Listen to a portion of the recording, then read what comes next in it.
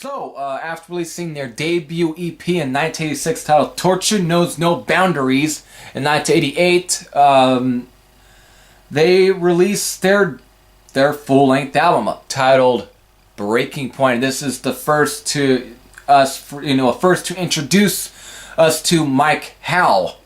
Now, this album was also produced not just by Bill Matroyer, but also produced by Metal Church's Kurt Van Hoof. Yeah, you put the pieces together, which some have already put the pieces together, but here, yeah. With this album, what's different?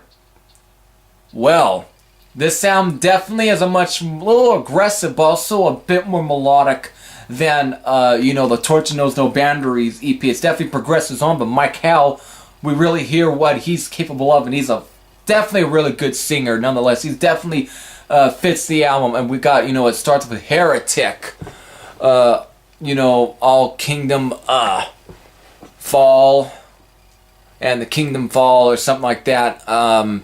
The Circle, Enemy Within. This definitely has some it's definitely power thrash on the sound than it was on the EP. This is definitely a little faster, but it's definitely a little furious. Yeah, that definitely worked well. Time Runs Short, which is a little slower track, but definitely is good. Then we get Pale Shelter, which is an instrumental, but it's all acoustic, but then goes Shifting Fire. Definitely good track. Definitely get Let 'Em Bleed, Evil for Evil, and then the last track, The Search, which is almost a little around 7 minutes long. So overall, there really is some great speedsters on here, like Let 'Em Bleed, and so forth, and then you get some softer tracks as well. Just ones that are definitely progressive. There's definitely it does have that Metal Church writing to it.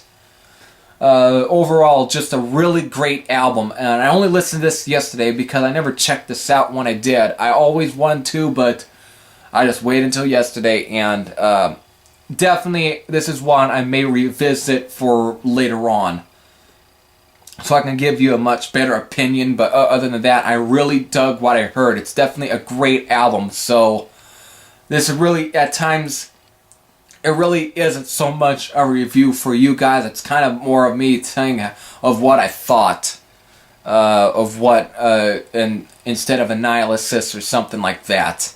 It's, yeah, ridiculous, but whatever. You just, if you have any thoughts about the album yourself, you can post your comments down below. This is definitely just more to talk about the album than really more about what you guys should expect if you haven't heard of Heretic. It's not like that. Of course, like with this album, was produced by Kurt Van Hoof, and after this album, you know where Mike Howe went. You know where he went. But as far as, Dennis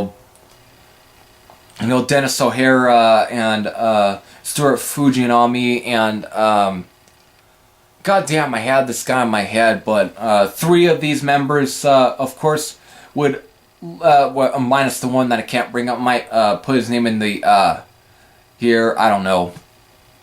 But three of these members would later join, yes, David Wayne, who was the ex-Metal Church singer and Reverend.